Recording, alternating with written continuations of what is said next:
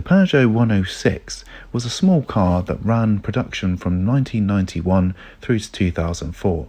The Phase 1 vehicle was 1991 J plates through to 1995 N plates, whereas the Phase 2 picked up from 1996 N right through to 2004 04 plates. The Quiksilver was introduced in the beginning part of 1998 on an R plate and ran through to late 2003 on a 53 plate. Now what we have here is a V-Reg vehicle that is slap bang in the middle of the production. Why we've picked a 106 Quiksilver today is due to their rarity and their dropping numbers today. Once a very, very popular vehicle and a common spot on the UK roads, today your figures look approximately under 1,200 examples sawn and MOT'd, which is a massive drop from the peak of production and a likely candidate for a future rare vehicle. Perhaps this was seen as a move by Peugeot to help young drivers get their first sporty car. The insurance premiums naturally would be extremely high on a GTI model, and where the Quiksilver was only a 1.4 engine, it means that the premiums would be a lot less. If you had a silver GTI, you might feel somewhat gypped, considering that if you look at the Quiksilver and the GTI, it's only really the side badges that give away what the car actually is under the hood. Let's head out with Forbes and Mike on a rather windy day to have a closer look at this 106 Quiksilver. Thank you, Forbes. As you can see, it's a crisp summer's day. Sun is shining down as it did 29 years ago, September 1991, when France revealed its latest creation, the 106. Production between 1991 and 2003. The 106 came in a 3 and 5 door hatchback with a stablemate, the Saxo, in direct competition with the Clio. I don't think Renault could beat this next car though. Forbes, what do you have for us today? Today, Michael, we're specifically looking at one of the hotter hatches in the 106 range, the Quiksilver. Let's have a look.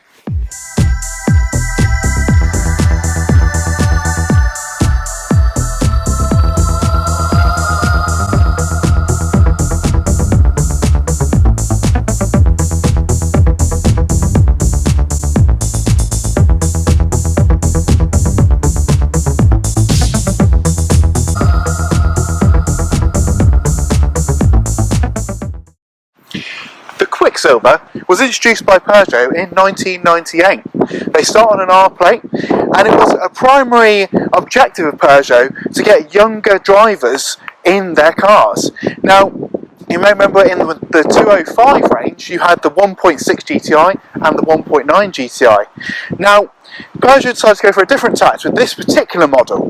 The Quiksilver is a 1.4 litre TU engine car. The GTI being a 1.6 litre TU engine car. Now, it's very much like the lower end, as you said there with the Saxo, Michael. You had the Furio range, which was their 1.4, which was the VTR, and you had your VTS, which was your bigger one, which was the equivalent of the 106 GTI. The Quiksilver, as you can see, shares the same body kit with the GTI itself. As we can see here, that we have the arch kit, which was predominantly Peugeot at the time. They used to like doing that with their more sporty models, adding side skirts, trim kit, bigger bumpers on the front and back, with a nice piece of meshing going across the back bumper. It's quite nice. It's a real sporty looking car. Now, you also had this fin, which was added to the later cars. From 1998 up to 1999, the later part, you didn't usually get those fins added. So that's later on, that would be from 2000 onwards, when production ended in 2003. As we move further around the car, we can see that it's sporting the same Raptors that you would find on the GTI model. This is a nice little extra, and honestly, if you looked at this car and you didn't see your Quiksilver decal on the side, you would think that this is actually a GTI model. As you move further along, we've got a nice sort of carbon finish to the door handles. Sometimes you get these with a little Quiksilver logo down the bottom. I believe that's beyond later cars. Also found in the models is the body coloured wheel mirrors. That was introduced from about 2001 onwards, as well as the dual airbags. Safety wasn't quite as important in the late 90s as it was in the 2000s. So moving to the front of the car, we've got dual spotlights in the front, again sporty bumper, looks absolutely fantastic. and all Quiksilvers featured a glass sunroof, as you saw it was truly popping out of. Excellent. Let's have a little look inside where Mike will take us through a little bit more. Right, okay, so we've got the interior of the car now. What you'll usually find with these Quiksilvers is this amazing detail to the seats with the Quiksilver logo embroidered into it. Absolutely stunning. That's how you know it's a Quiksilver 106. Right here as well we have the Quiksilver badge. Again, a big giveaway of what the car is. And if you'd like to come to the top now, a few controls. We got the manual opening for the sunroof, the map light and standard light on the inside. Okay, so further inside now, you can see here we got the CD player. Majority of them came in the cassettes, which I would prefer, to be honest. I like my cassettes. Now, when we come across here now, we've got these fantastic handles, which are quite similar to the Beetle, which again is a surfer model car. So I think they're trying to come into the same kind of category here. Windows, which not a lot of people actually see. Blue tinted, which I absolutely love. Okay. And the viewing angle of the car, not so much the way of the pillars you get in latest models. 360-degree angle. I pretty much see everything that's in here. Welcome to the part of the show where we have a look at potential pitfalls when buying one of these vehicles. Now if you come around to the engine bay with me, what we'll do is we'll have a look under here. Now what you expect to find when opening the bonnet of this is you'll find it's a 1.4 litre TU engine. Now anyone that knows their Peugeots will know that the TU engine here can suffer with head gasket failure. How to look for this is you would look for oil seepage around the head. But if you're getting oil seepage coming out from here, if fluid's mixing, you've got to be really dead careful. An initial check you can also do with these is by taking off the oil and making sure that there isn't any mayonnaise underneath there. If there is, then you'll need to ask yourself whether this car hasn't been run very much in recent times and built up condensation in there, or whether in actual fact the head gasket's going to be an issue. When it comes to rust, the 106 sadly is one of these cars that suffers a lot more of rust than any other Peugeot model. Now you need to look for your common areas with these. Here, in the inside of these chassis legs, you've got to be really dead careful. As you can see, this one's starting to get a bit of surface rust coming through here. Nothing really that we need to worry about too much. Same with the other side. Sadly you can't see too much of this side because you need to take your battery out, you need to take your fuse box out to see whether there's rust under there. Naturally on the other side here, the ECU, you need to make sure that you're not getting any water seepage coming through there, because if you are, then that can cause all sorts of electrical gremlins and running issues. The TU engine is actually quite hardy anyway, unlike the XU series of Peugeot petrol engines that would have all sorts of running problems, idling problems. The TU isn't so bad. As we move further around the car, we need to be aware of some other things. When checking for wear and tear with your 106, make sure your suspension is even. You need to check from the back of the car, you need to check your distances with your hands to make sure that there's no play in the bearings or the axle hasn't seized. If it has, that can be a very expensive repair job and something you really don't want to get involved with how much these cars actually are. Moving to the back of the car, let's have a little look inside the boot hatch. Spacious, lovely, carpeted as well, very posh, nice little light. But if you are not careful, you will have a problem.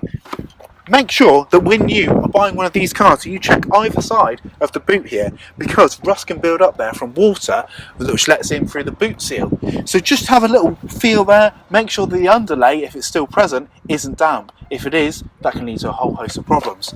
The same will go for the under the rear seat area. This was a common problem on the 205 and it has sadly come across the 106 as well. Not as bad, but you need to just make sure that it's not rotten under there. Okay, things to look out for when buying these cars. The older models had the steel wheels with the hubcaps. Later models, you got your Raptor wheels. Always make sure that they are attached with the Raptor wheels for value purposes when buying these cars.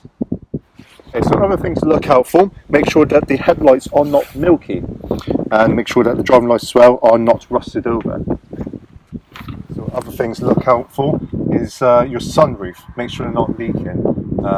Last thing you want is water damage. Same goes for the pop-out windows at the back as well. Of course, you've got to make sure there's no tears in the seats. Very important. Always make sure of that. Okay, right, so final things to look out for. Make sure the CD player is the original one that's fitted in. Look out for wear and tear. As you can see, if you can see this through the screen, a little bit of wear at the top here. Obviously cruising, I would imagine, people doing that. And of course, as always, any car basically, but make sure that you're looking out for your management lights on the dash as well. Nothing unusual there. With these models in particular, you only get the one airbag, so make sure that the airbag light is not flashing up. Let's take her out for a road test, shall we?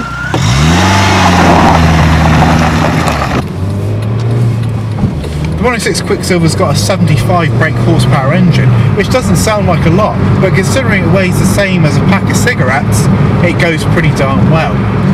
It's hot off its heels, and it's just enough performance for everyday town work, as well as a little bit of motorway driving as well, easily achieving 100 miles an hour or more. Now, it feels quite smooth when you're driving it. You know, it's a little bit loud by modern standards. Naturally, a lot of these have had aftermarket exhaust fitted, which is different from your Peugeot equipment. That gives them a slightly more throatier note, which can irritate if you're driving it for an extended period of time. They've got power steering as standard, which is electric, and it's very, very light and efficient.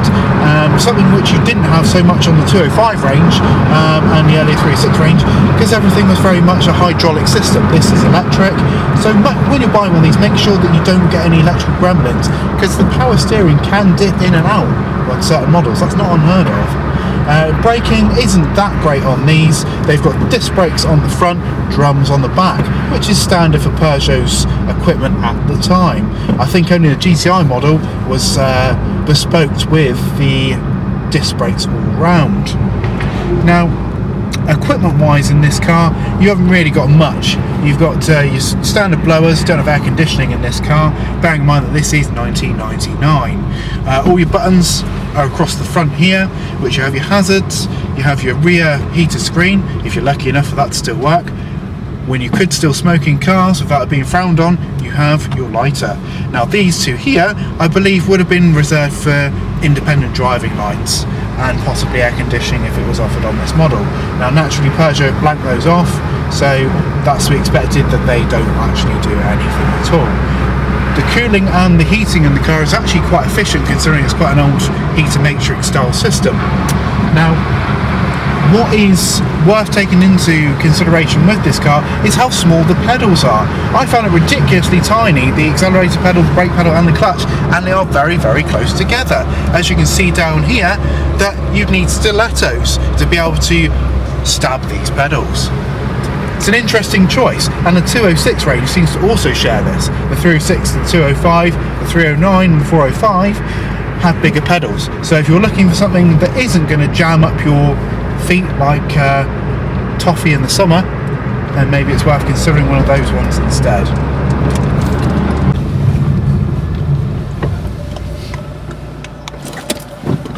Back to Mike in the studio. Thank you, Forbes. Welcome back. Wow, what a great car, the 106 Quiksilver. Yeah, fantastic little car. How did you find it? You found it was... I think it's a lovely car.